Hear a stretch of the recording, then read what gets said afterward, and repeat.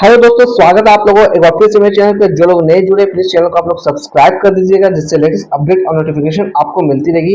मैं आज बात करने वाला जाइडस लाइफ साइंस लिमिटेड के बारे में। आपके सामने नाम दिख रहा होगा। अगर आज की हम लोग बात करें, लगभग 2.76% की गिरावट देखने को मिली है। 933 रुपए इसका भाव आज चल रहा है। अगर हम लोग समय में थोड़ा पीछे जाकर एक महीने में देखें तो एक महीने में लगभग ये 8.5% गिर चुका है। अगर 6 महीने की बात करें तो 6 महीने में ये स्टॉक ने अच्छा खासा रिटर्न बना के दिया है, लगभग 62.35%। अगर मैं बात करूं गिरावट के पीछे के रीजन की, तो मैं आपको थोड़ा आर्टिकल दिखाने की कोशिश करूंगा, फिर चलेंगे हम लोग थोड़ा चार्ट पर एनालाइज करने की कोशिश करूंगा। अगर आप आर्टिकल पढ़ना चाहें तो बिजनेस टुडे के वेबसाइट पर जाकर वहां आप आर्टिकल पढ़ सकते हैं। आप यहाँ पर देखिएगा, Zydus life science share slip 4% गिर चुका है। USFDA issues 10 observation for Gujarat unit, यानी कि गुजरात की जो यूनिट है वहां पर 10 ऑब्जर्वेशन रखा है यूएस के फूड ड्रग्स एंड एडमिनिस्ट्रेशन ने। इस वजह से इसमें गिरावट देखने को मिली है, लगभग 4%। एक हफ्ते से लगातार ये स्टॉक गिरता हुआ नजर आ रहा है। ये जो ऑब्जर्वेशन है कुल 10 दिन की रखी गई थी, यानी कि 15 अप्रैल से लेकर 23 अप्रैल की रखी गई थी। आप यहाँ पर देख पा रहे हैं, the inspection was conducted from April 15 to April 23। आप अगर पूरा आर्टिकल पढ़ना चाहे तो पढ़ सकते हैं। आप यहाँ पर देख पा रहे हैं, Zydus life science share fell 4% in early deals on Wednesday after pharma firm said US FDA conducted an inspection, यानी कि यूएसएफडीए ने एक इंस्पेक्शन कंडक्ट किया था जहां पर 4% की गिरावट देखने को मिली है। ये जो इंस्पेक्शन हुआ है गुजरात के साइड पे हुई है। यहाँ पे आप देख पा रहे हैं बड़ोदरा गुजरात की बात कही जा रही है, तो ये गुजरात की यूनिट पे इसकी जांच हुई है। अगर हम लोग बात करें तो चार्ट पर चल के इसमें गिरावट और कितनी रह सकती है, तो उसे हम लोग देखने की कोशिश करेंगे, एनालाइज करने की कोशिश करेंगे।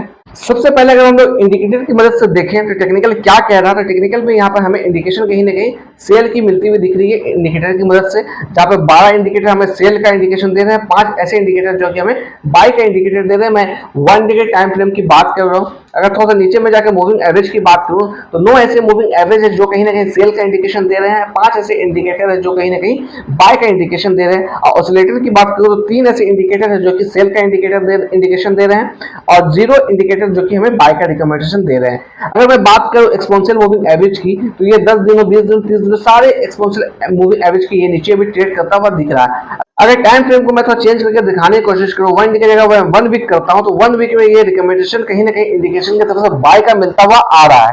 आप देख पा रहे हैं 12 ऐसे इंडिकेटर है जो कि कहीं ना कहीं बाय का इंडिकेशन शो कर रहे हैं, और 4 ऐसे इंडिकेटर है जो कि सेल का इंडिकेशन शो कर रहे हैं।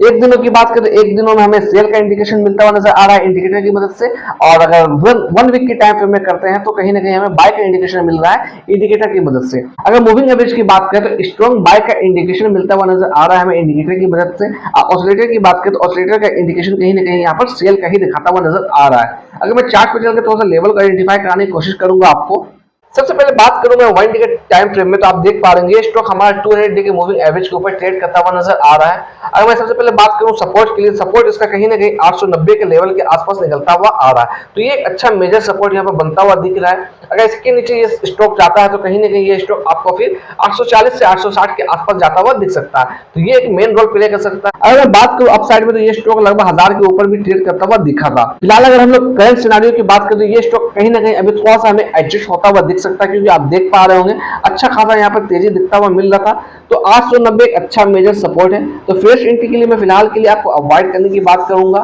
आपको फ्रेश एंट्री बिल्कुल भी नहीं लेना। अगर आपने पोजीशन ऊपर से होल्ड कर रखा है तो आप अगर एवरेज आउट करना चाहते हैं तो कुछ क्वांटिटी लेके यहाँ पे एवरेज आउट कर सकते हैं, क्योंकि कहीं ना कहीं अगर ये 890 के लेवल को तोड़ता है तो फिर कहीं ना कहीं ये स्टॉक हमारा 840 860 के आसपास जाता हुआ दिख सकता है, जैसे मैं बाबा कह रहा हूँ। तो ये कहीं एक अच्छी अपॉर्चुनिटी बनती है यहाँ पर लेने के लिए। तो फिलहाल के लिए वेट एंड वॉच की स्थिति बनी हुई, आप आराम से बैठे रहिए। अगर आपके ऊपर ले रखा है तो कहीं ना कहीं अगर आपके पास कैपिटल पड़ी है, अगर आप एवरेज आउट करना चाहते हैं तो बिल्कुल एवरेज आउट करिए 1-2-4 क्वांटिटी के साथ साथ। पूरा कैपिटल आपको इसमें फिलहाल के लिए भी इन्वेस्ट नहीं करना, कैपिटल का 10% आप इसमें इन्वेस्ट करिए, थोड़ा सा वेट करिए, पेशेंटली बैठिए, क्योंकि अभी ऑब्जर्वेशन इसकी खत्म हुई है। 23 अप्रैल जो इसकी थी ऑब्जर्वेशन की डेट थी, तो वहां पर खत्म हुई है। इसका रिपोर्ट कहीं ना कहीं कुछ बन के निकल के आएगा। अगर रिपोर्ट इसके फेवर में बना के देती है यूएसएफडीए, तो फिर कहीं ना कहीं इस स्टॉक में तेजी देखने को मिलती है, या फिर इसकी रिपोर्ट कहीं थोड़ा सा भी निगेटिव मिलती है तो ये स्टॉक कहीं ना कहीं आपको नीचे गिरता हुआ भी दिख सकता है। तो फिलहाल आप वेट करिए, क्योंकि आप देख रहे हैं मैं थोड़ा जूम करके दिखाने की कोशिश करूंगा। नीचे के लेवल में एक अच्छा स्पिनिंग डोजी बना था, तो वहां से इसने थोड़ा सा रिवर्सल दिखाया है।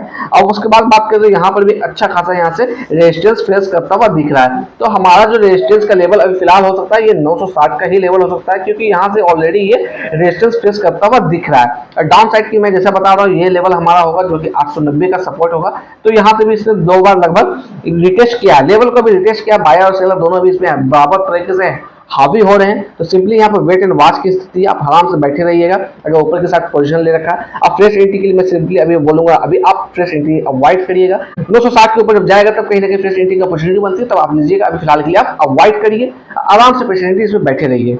मैं यहाँ पे थोड़ा ऐड ऑन करना चाहूंगा, अगर किसी ने अभी फिलहाल पोजीशन बनाया है या अभी फ्रेश एंट्री ली है, तो आप यहाँ पे देख पा रहे हो, मैं थोड़ा जूम करके आपको दिखाने की कोशिश करूंगा, एक अच्छा बॉक्स में चलता हुआ ट्रेवल करता हुआ दिख रहा है। तो आप थोड़ा सा अगर प्रॉफिट हो रहा है तो अगर एग्जिट करना चाहे पोजीशन को तो आप बिल्कुल यहाँ पे एग्जिट कर सकते हैं, क्योंकि यहाँ पर दोनों तरफ से बराबर ही प्रेशर देखने को मिल रहा है। ऊपर रेजिस्टेंस भी फेस कर रहा है, नीचे सपोर्ट भी फेस करता हुआ दिख रहा है। तो हो सकता है ये बॉक्स को या तो ऊपर की तरफ तोड़ सकता है, या तो फिर बॉक्स को ये डाउन साइड भी तोड़ सकता है। इसलिए सिंपली अगर फ्रेश एंट्री के लिए मैं जैसा बार बार आपको अवॉइड करने की बात कर रहा हूँ, फ्रेश एंट्री बिल्कुल नहीं लीजिएगा। अगर आप ले चुके हैं तो आप अपना यहाँ पे डिसीजन ले सकते हैं। अगर बात करें तो फिलहाल करंट टाइम में किसी ने अगर पोजीशन लिया है तो सिंपली थोड़ा सा इसका जो रिपोर्ट आने वाला है उस पर थोड़ा सा नजर रखिएगा, तो उस रिपोर्ट से कहीं ना कहीं इसमें उठापटक हमें देखने को मिल सकता है। आई होप मेरी जो वीडियो है आपको मदद करेगी डिसीजन लेने में। बाकी जो नए जुड़े हैं मेरे चैनल पर, प्लीज मेरे चैनल को सब्सक्राइब और लाइक करिएगा।